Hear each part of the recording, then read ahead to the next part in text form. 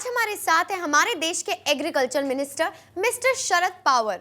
आइए करते हैं उनसे कुछ बातचीत। स्वागत है सर आपका। नमस्कार। सर, लोग कह रहे हैं कि प्याज के भाव इतने बढ़ गए हैं कि वो खरीद ही नहीं पा रहे हैं। हिंदुस्तान के लोगों के भाव बढ़ गए हैं। अब हिंदुस्तान के लोग 60 रुपए में बर्गर खरीद सकते हैं, तो 60 रुपए किलो प्याज कांदा क्यों नहीं खरीद सकते? सर, आप कहते हैं अगर प्याज महंगा लगता है तो लहसुन खरीदे, मतलब गार्लिक खरीदे, पर सर इन दोनों में तो काफी अंतर है। मेरे हिसाब से दोनों भी एक है। प्याज बोलो नहीं तो लहसुन बोलो, दोनों के खाने के बाद मुंह से तो बास आता है, तो दोनों भी एक है। सर, सुनने में आया है कि आपने ये जो प्याज के भाव बढ़ा दिए हैं वो इसलिए ताकि आप लोगों को खुश देखना चाहते हैं। क्या ये बात सच है? लोग बाजार जाते हैं, प्याज खरीदते हैं, फिर घर पे लाके उसको काटते हैं, तो उससे लोगों के आंखों में आंसू आते हैं। इसलिए मैंने प्याज के दाम बढ़ा दिए। लोग प्याज खरीदेंगे नहीं तो फिर रोने का कोई प्रश्न नहीं है। तो इसके अंदर समझने की आवश्यकता है। आज हमारे साथ एक ऐसे नेता हैं जो कि बहुत शौकीन है हर जगह चीफ गेस्ट बनने के। स्वागत है आपका सर। सर, ठंडी की वजह से 26 जनवरी की तैयारियों में काफी दिक्कतें आ रही हैं।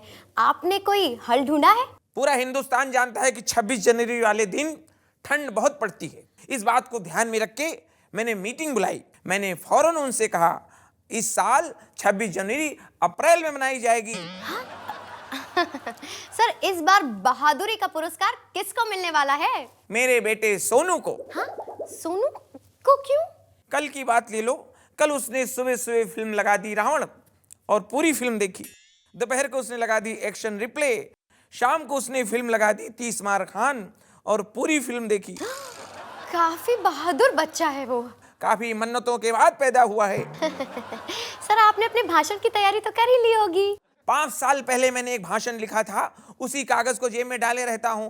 जिस किसी फंक्शन में पहुंचता हूँ एज ए चीफ गेस्ट, फौरन उस पर्चे को निकालता हूँ, उसमें तारीख बदल के पढ़ना स्टार्ट कर देता हूँ। वही मुस्कान, वही बेशर्मी और वही वादे होते हैं। ये तो बहुत ही सिंपल है। काफी सिंपल है। अच्छा सर, आपको परेड में इतनी सारी सलामी मिलने वाली है, आप तो बहुत खुश होंगे। आई लाइक सलामी। सलामी मिल जाए तो मैं कच्चा चबा जाता हूँ, स्पेशली चिकन सलामी। साहब बैठो। अब बोलो, क्या परेशानी है? साहब, हमें ये बताओ, अपने देश में सब कर्मचारी हराम की तनख्वाह खाते हैं का? क्या मतलब? देखो, पहले हमारी जो ट्रेन है हफ्ते में 2 बार एक्सीडेंट करत रही, हवाई जहाज महीने में 1 बार लड़ता रहा, अभी पानी के जहाज वाले शुरू कर दिए हैं। अब भाई देखो, जब सब लोग एक्सीडेंट कर रहे हैं तो ये लोग भी पीछे क्यों रहे? अरे मगर इस पानी में डुबा के, कंटेनर डुबा के नुकसान करा के फायदा क्या है? अरे फायदा ही फायदा है भाई। देखो, शिपिंग बंद हो गई, बंदरगाह बंद हो गई, तो जितने भी कर्मचारी थे सब छुट्टी पे चले गए, अपने अपने गांव में चले गए। और कोई परेशानी हो तो बताओ। हाँ साहब, ये जैसे ही पानी का जहाज लड़ा तो उससे जो है बिस्किट का पैकेट निकल के, चॉकलेट का पैकेट निकल के दरिया से ऐसा बहता बहता सारा हमारे गांव के किनारे आ गया। तो गांव वाले सब बिस्कुट लूट लूट के भाग रहे हैं। हमारी मेहरारू इतने बिस्कुट लाई हैं, हम आज खाए तो एकदम बहुत कड़वा कड़वा लग रहा है। हाँ, वो कॉफी का टेस्ट रहा होगा। कॉफी का टेस्ट नहीं है तो गांव वाले बता रहे हैं कि बिस्किट के अंदर केमिकल घुस गया है। अरे भाई, ये तो बहुत अच्छी बात है। मतलब केमिकल जो है वो बॉडी के लिए बहुत अच्छा होता है। और कोई समस्या हो तो बताओ। अच्छा साहब, हम ये भी सुना है ये जो टाइटैनिक का जो ड्राइवर रहा है और ये पानी के जहाज का जो ड्राइवर है, ये दोनों भाई भाई हैं। गलत बात मत करो। मेरे ऑफिस में आके बकवास करते हो। वो भाई भाई नहीं है, वो तो बाप बेटे हैं। अरे वाह, हमारे दिमाग में कितना बड़ा कंफ्यूजन रहा, साहब सब दूर कर दिए। साहब दूर दूर दूर दूर से। साहब बहुत परेशान है साहब। 2 साल से साहब शिकायत कर रहे हैं, सड़क इतना ऊबड़ खाबड़ है, इतने बड़े बड़े खड्डे हैं साहब, वहीं हमारी दुकान है साहब, आदमी गिर जाता है, हमें निकालना पड़ता है, मरहम पट्टी करना पड़ता है। अरे, गिरे हुए लोगों को उठाना तो बड़ा नेकी का काम है भाई, हैं? पुण्य कमा रहे हो। वो भी फ्री में। से थैंक यू। साहब ये क्या हो रहा है, क्या हो रहा है? अरे क्या हो रहा है, दूर रहो।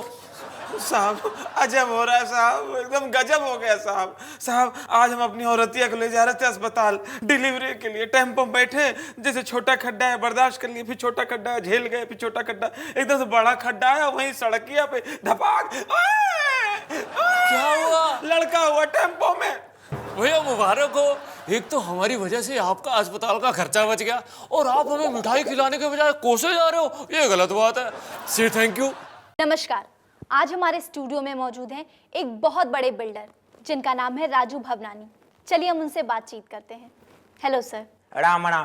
सर आप ये बताइए कि आप जो घर बनाते हैं वो इतने कच्चे और कमजोर होते हैं कि एक मेरी फ्रेंड दीवार पर कील ठोक रही थी तो पूरी दीवार भर भरा के गिर गई। तुमने ये सुना, दीवार भर भरा के पूरा मसाला गिर गया।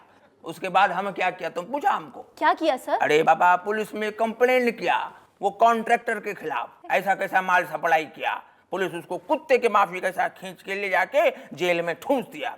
अभी पुलिस मार मार के उससे कबूल करवाएगा कि तुम दीवार से ज्यादा मजबूत कील कैसा सप्लाई किया। कील स्ट्रांग भेजेगा, लफड़ा होगा ना, दीवार गिरेगा। Amazing sir. सर वैसे बात सिर्फ दीवार की नहीं है, आपके बनाए घर तो इतने कमजोर होते हैं कि कभी कभी वो तिनके की तरह उड़ जाते हैं। मकान बनता है गिरने के लिए। अभी देखो बाढ़ आ गया, नहीं तो भूकंप आ गया। नेचुरल डिजास्टर में क्या करेंगे, सबका बिल्डिंग गिरता है, हमारा भी गिरता है। लेकिन सर हमने तो ये सुना है कि आपके घर इसलिए गिरते हैं क्योंकि आप बहुत मिलावटी सामान यूज करते हैं। हम कुछ नहीं मिलाता है, प्योर रेत में बिल्डिंग खड़ा करता है, सीमेंट को हाथ भी नहीं लगाता है। नमस्कार, आज हमारे साथ हैं एक ऑलराउंडर की वाइफ। चलिए उनसे पूछते हैं कुछ सवाल। Hello ma'am. पूछो पूछो। सबसे पहले आप ये बताइए, क्या आप अपने पति को ऑलराउंडर मानती हैं? एवरीबडी नोज, आपको नहीं पता? मेरे हस्बैंड दुनिया के सबसे बड़े ऑलराउंडर हैं। ना तो उन्हें ठीक से बैटिंग आती है, ना ठीक से बॉलिंग आती है, ना ठीक से फील्डिंग आती है, तो हुए ना सबसे बड़े ऑलराउंडर। आपको मालूम होना चाहिए। और दूसरा सवाल ये है कि आपको आपके पति की सबसे बुरी बात कौन सी लगती है? एक हो तो बताऊं, कितनी ढेर सारी प्रॉब्लम है इसके अंदर। क्यों? ये क्या करते हैं, मैच शुरू होने के पहले बता देते हैं किस बॉल पे होना है आउट और कौन सी बॉल पे मारना है सिक्स, क्योंकि आज का मैच है फिक्स।